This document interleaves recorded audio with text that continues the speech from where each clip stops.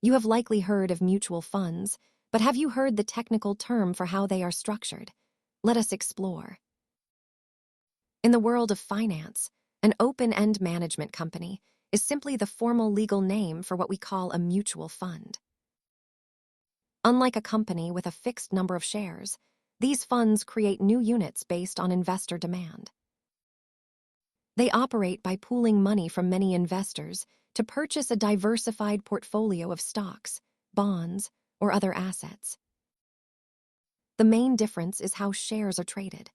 Open-end funds trade based on their internal value, not supply and demand on an exchange. Because they are priced once daily after markets close, you do not see the price moving second by second during the day. This simple calculation is known as the net asset value, or NAV, which keeps the fund aligned with its underlying investments. Understanding these structures helps you choose the right tools for your goals. Thanks for watching and stay curious about your money.